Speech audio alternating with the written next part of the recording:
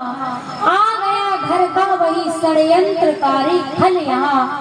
अपने आप को खल कह रहे हैं, माँ वो खल यही आ गया है जिसकी वजह से अयोध्या में ये अंधेरा हुआ है। और आज कौशल्या के कान में भगवान शंकर कहते हैं कि भरत की आवाज हल्की सी पहुंची। कौशल्या ने कुछ खाया नहीं पिया नहीं, उठ नहीं पा रही थी, लेकिन आज भरत की आवाज सुनते ही कौशल्या ने उठने की कोशिश की और दरवाजे तक पहुंची। जैसे ही दरवाजा खोलना चाहा तो भरत ने आवाज लगाई, माँ दरवाजा मत खोलना। क्यों?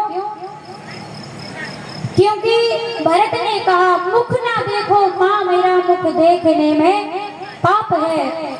तो कौशल्या ने कहा फिर आए क्यों हो?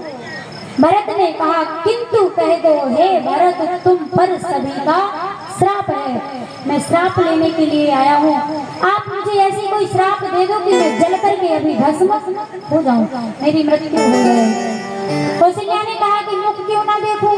भरत ने कहा कि मुख इसलिए नहीं देखो क्योंकि जितना दोष पाप करने से लगता है उतना ही दोष पापी की संगत से लग जाता है।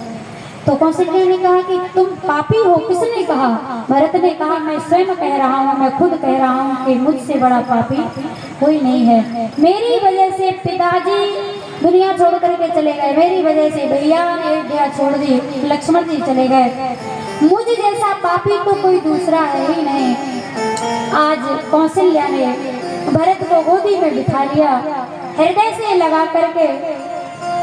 शंकर भगवान कहते हैं खूब रोते हैं, कभी भरत रोते हैं तो कौशल्या चुप कराती है, कभी कौशल्या रोती है तो भरत समझा देते हैं। धीरे धीरे रात्रि का समय निकला। कौशल्या ने एक बहुत अच्छी बात कही। कौशल्या ने कहा भरत देखो, कैकेयी ने विचार किया होगा कि राम को वन में भेज करके कौशल्या की गोदी खाली करा देंगे, क्योंकि राम नहीं रहेगा तो पुत्र नहीं होगा तो गोदी खाली हो जाएगी।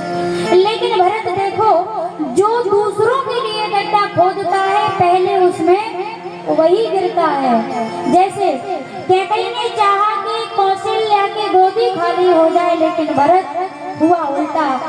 आज गोदी खाली है तो कैकेयी की है, मेरी तो भरी हुई है। फर्क इतना है कि राम की जगह भरत है, बाकी गोदी खाली नहीं है। इसलिए किसी के साथ गलत करने से पहले ध्यान देना, हम किसी को चोट पहुंचाएंगे तो हमारे लिए भी जो दुख हम दूसरे को दे रहे हैं वो कहीं ना कहीं से हमें भी ब्याज लगा करके जरूर मिलेगा। आज रात्रि का समय व्यतीत हुआ, सुबह हुए। वशिष्ठ जी ने कहा सबसे पहले तो महाराज का अंतिम समय हो रहा है, अंतिम क्रिया की जाए। अंतिम संस्कार करने के बाद में भरत के द्वारा हुआ और इधर एकदम से तत्काल में सभा एकत्रित हुई और वशिष्ठ जी ने सभा में कहा भरत मान लो कि अयोध्या अनाथ है, ना तो यहाँ पर राम है और महाराज दशरथ अब रहे नहीं, अब ये संभालना जिम्मेदारी तुम्हारी है। भरत ने भी हाथ उठा दिए कि मैं नहीं संभालूंगा। और भरत जब रोए और रो करके वशिष्ठ जी से कहा कि आप जैसे गुरु होते हुए भी रघुकुल में इतनी बड़ी घटना घट गई, आपने कुछ नहीं संभाल पाया, आप चाहते तो कुछ गलत नहीं होता। यहाँ पर भगवान शंकर कहते हैं कि भरत ने जो मन में आई, जो चाहा वो वशिष्ठ जी को सुनाया, लेकिन वशिष्ठ जी रो ही नहीं रहे हैं, बिलख रहे हैं। और बिलखने में और रोने में फर्क होता है। रोना एक साधारण सी बात है, लेकिन बिलखना तभी आता है जब ज्यादा कष्ट होता है, ज्यादा दुख होता है। और आज भरत को समझाते हैं कि सुनो भरत भावी प्रबल, मुनि कहें।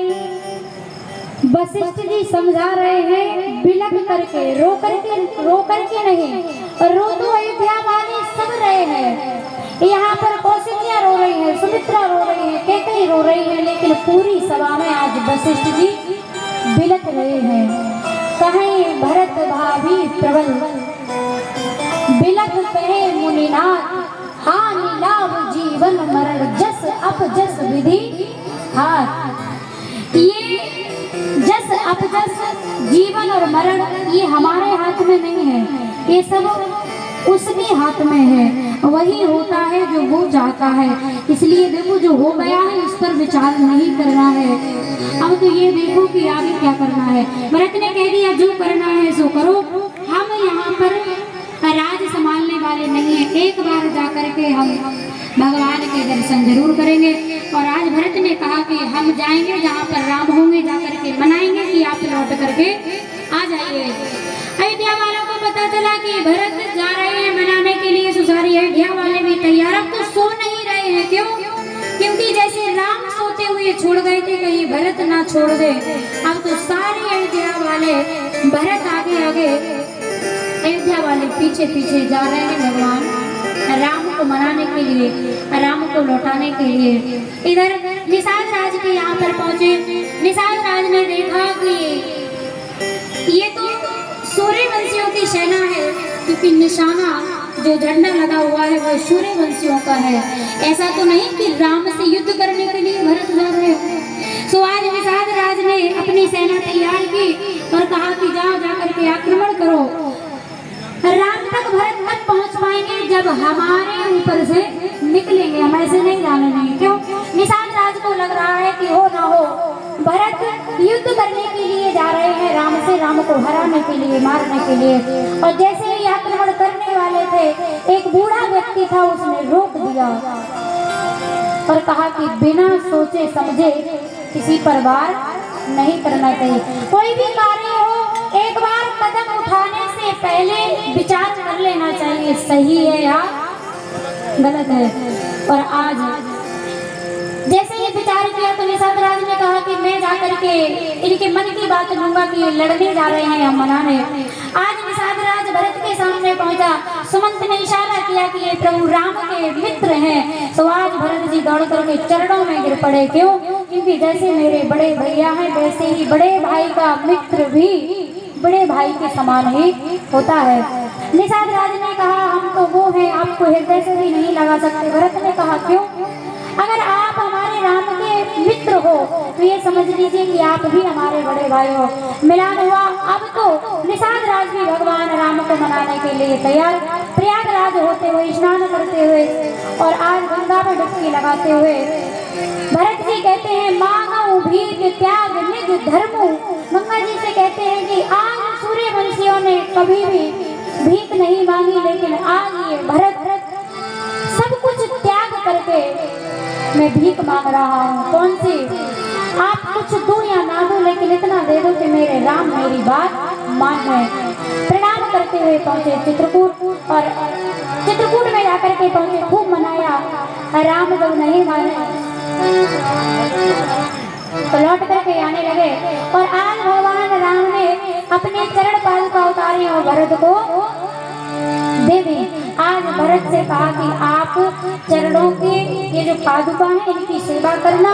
ये समझ लेना कि एक जानकी है और एक राम है, यही समझ करके आप अपना राजपाट चलाते रहना। भरत आए। बोलो गोविंद भगवान की। कि प्रभु कर कृपा पाउने दीने, सादर भरत शीश धर लीरा। सिया राम जय राम, राम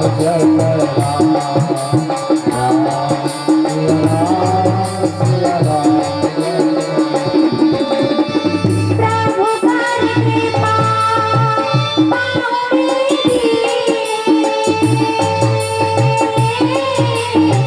सादर भरत शीश धर लीरा।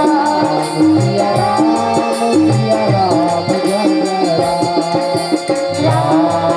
जय राम, सिया राम जय कि राम